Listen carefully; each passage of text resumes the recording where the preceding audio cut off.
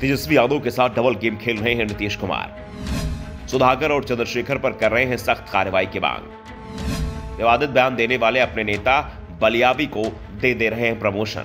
बिहार में सत्ता का संतुलन अब नीतीश की ओर झुक गया है।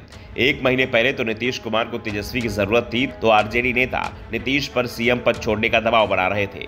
अक्टूबर से ही दावे हो रहे थे कि यह महीना नीतीश कुमार के सीएम पद पर अंतिम महीना है। इसके बाद तेजस्वी यादव का राज शुरू हो जाएगा। होली तक आरजेडी की ओर से इसी तरह की दावेदारी चल रही थी। आरजेडी विधायक सुधाकर सिंह और शिक्षा मंत्री चंद्रशेखर तो रोज ही बयान दे रहे थे। उनके बयान से नीतीश कुमार परेशान थे। जेडीयू मुश्किल में दिख रही थी, क्योंकि बयान सीधे सीधे नीतीश कुमार और पार्टी के वोट बैंक को कमजोर कर रहे थे। नीतीश की छवि कमजोर सीएम की बन रही थी। हालात ये हो गए थे कि जेडीयू के अंदर से ही आवाजें उठने लगी थी कि एनडीए छोड़ने का फैसला जल्दबाजी में ले लिया गया। लेकिन जैसे ही केंद्रीय जांच एजेंसियां एक्टिव हुई, स्थिति बदलना शुरू हो गई। लालू परिवार पूरी तरह से बैकफुट पर आ गया। तेजस्वी यादव चीख चीख कर दावा कर रहे हैं कि उन्हें सीएम बनने की जल्दी नहीं है। बिहार में कुछ नहीं बदलेगा, नीतीश कुमार ही सीएम रहेंगे। तो आरजेडी के बयानवीर नेताओं की जुबान पर ताला लग गया है। रामायण पर सवाल उठाने वाले चंद्रशेखर शांत हो गए हैं, तो नीतीश कुमार को भीख मांगने वाला पलटू राम, न जाने क्या क्या कहने वाले सुधाकर सिंह भी शांत दिख रहे हैं।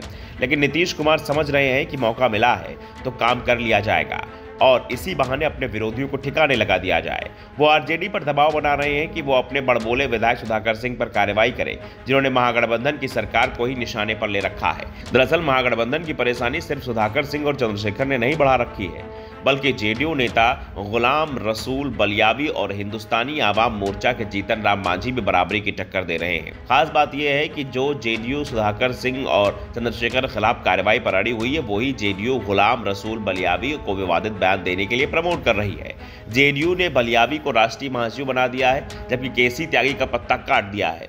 बलियावी ने पिछले दिनों एक से एक विवादित तकरीरें दी थी, जिस पर सीएम नीतीश कुमार ने कहा था कि मैं उनसे बात करूंगा। पता नहीं दोनों नेताओं के बीच क्या बात हुई कि गुलाम रसूल बलियावी जेडीयू के राष्ट्रीय महासचिव बना दिए गए। गुलाम रसूल बलियावी एक बार नहीं अनेक बार विवादित बयान देते आए हैं।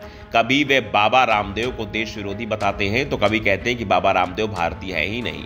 बाबा रामदेव को बलियावी ने जैश और लश्कर से जोड़ दिया था। इसके अलावा बलियावी ने बागेश्वर धाम के आचार्य धीरेन्द्र कृष्ण शास्त्री को भी ढोंगी करार दिया था। एक बार बलियावी ने शहर को करबला बनाने की बात कही थी और भारतीय सेना में मुसलमानों के लिए 30% आरक्षण की मांग की थी। बीजेपी नेताओं का आरोप है कि बलियावी के सहारे नीतीश कुमार तुष्टीकरण की नीति पर चल रहे हैं और इसलिए बलियावी का प्रमोशन किया गया है। बीजेपी दावा कर रही है कि अब नीतीश कुमार भी समाजवादी पार्टी के प्रमुख अखिलेश यादव की राह पर चल रहे हैं। श्री रामचरितमानस पर अखिलेश यादव और उनकी पार्टी स्वयं प्रसाद मौर्य की बातों से खुद को किनारा करती है और पार्टी में उनका प्रमोशन कर महासचिव बना दिया जाता है। ऐसे में जेडीयू और सीएम नीतीश कुमार को यह बताना चाहिए कि वे जब सुधाकर सिंह और चंद्रशेखर पर कार्रवाई की मांग कर रहे हैं, तो बलियावी पर कार्रवाई के बदले प्रमोशन क्यों किया जा रहा है। सवाल पूछे जा रहे हैं कि क्या गुलाम रसूल बलियावी को सीएम नीतीश कुमार का मूक समर्थक नहीं माना जाना चाहिए।